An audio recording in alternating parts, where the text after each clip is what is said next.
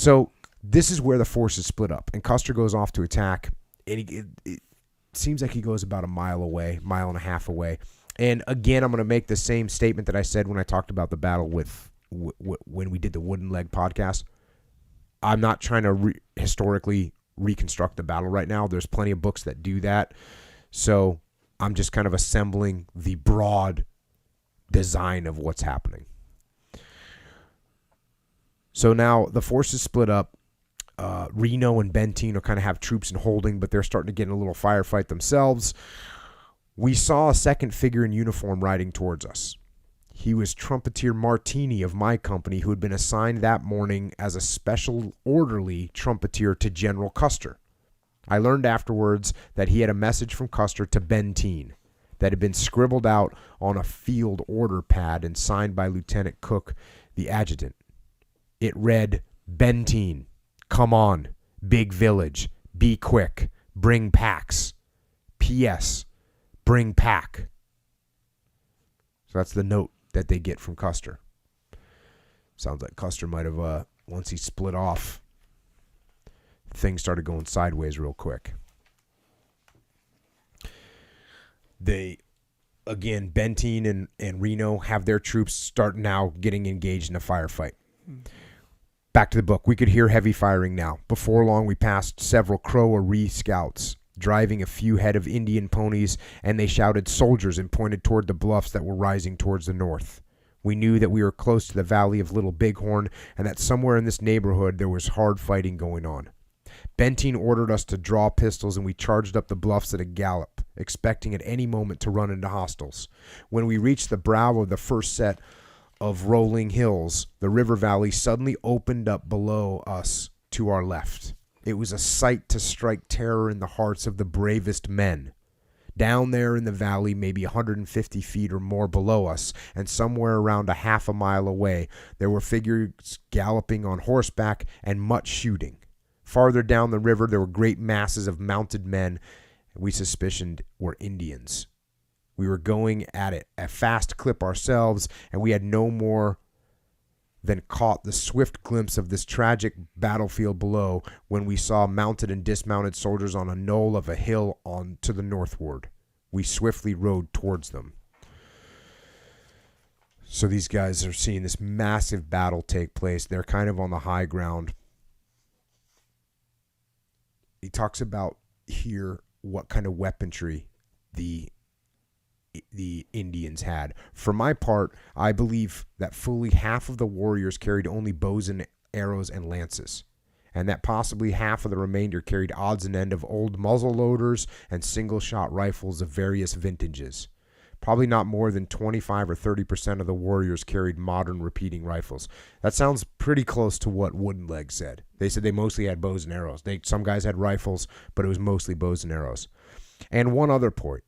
Indian boys from 14 years old up accompanied the warriors and took part, especially in the later stages of the fighting. The soldiers, incidentally, were armed with single-shot 45-70 caliber Springfield carbines, an accurate and deadly weapon up to 600 yards. But when fired rapidly, the breech became foul and the greasy cartridges often jammed and could not be removed by the extractor. This meant that the empty shell had to be forced out by the blade of a hunting knife.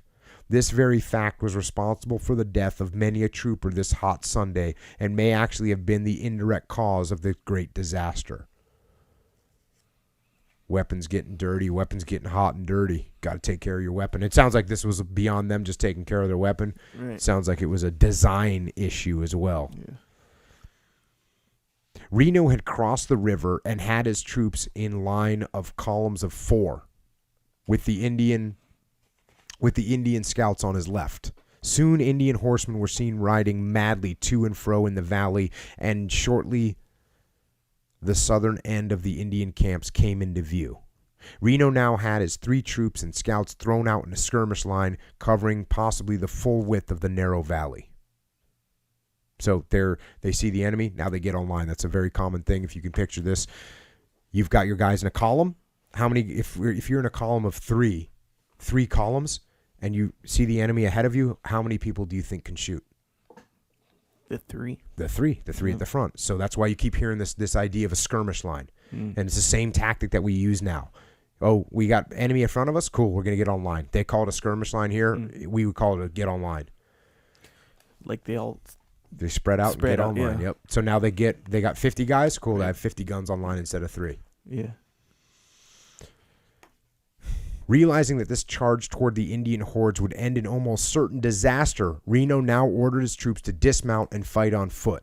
Even before this order came, scores of Indians had swung to the southwestward and pressed against the Crow and Ree scouts. These were forced to give way. Things were looking bad for Reno, and he ordered his skirmish lines to fall back to the edge of a heavy grove of cottonwoods that followed a bend in the river and jutted out halfway across the valley.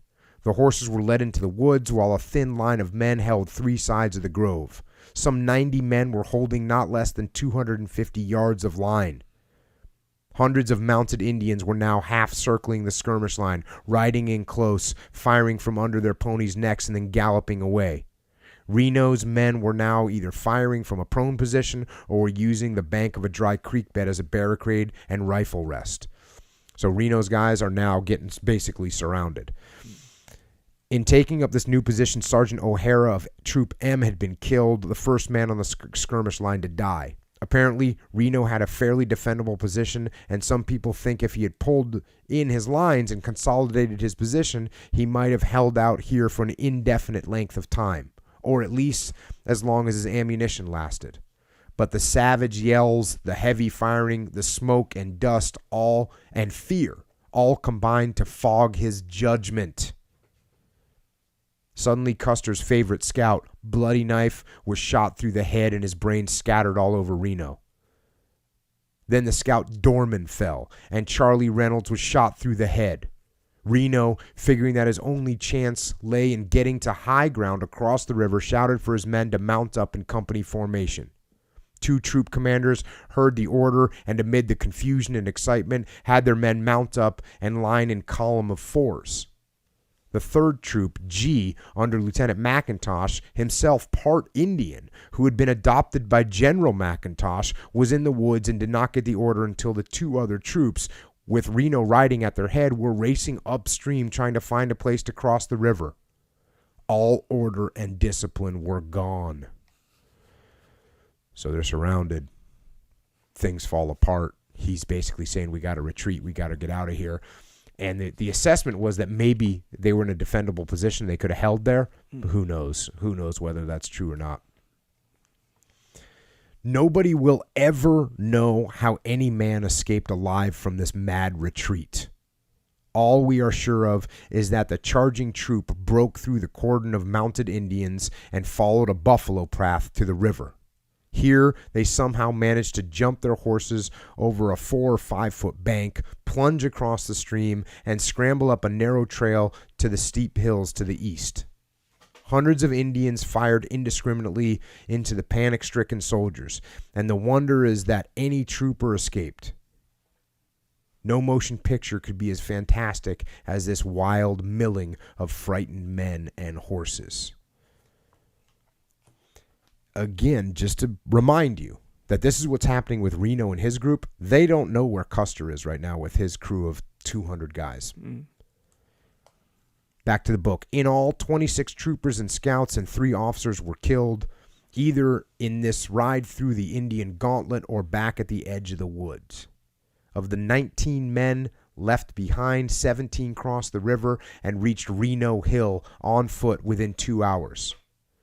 Lieutenant DeRudio and Private O'Neill did not join us until 36 hours later. They came right through where I was on guard. It was now somewhere around 3:30 in the afternoon. Reno, shaken and unnerved, had reached the hilltop, and here his frightened troopers were joining him. He was whipped and completely disorganized. This is a rally point. And if you have a pre-designated rally point and you say, hey guys, look, you see this big hill over here? If everything goes to hell and we get all jumbled up, go to that point. It doesn't sound like he actually pre-briefed that, because that would have been you could have just said, hey, back to the rally point. You could have given a very clear order. If you're trying to not really know where you're going and you're saying retreat, well, you don't do it in a very organized fashion. So pre-plan some contingencies.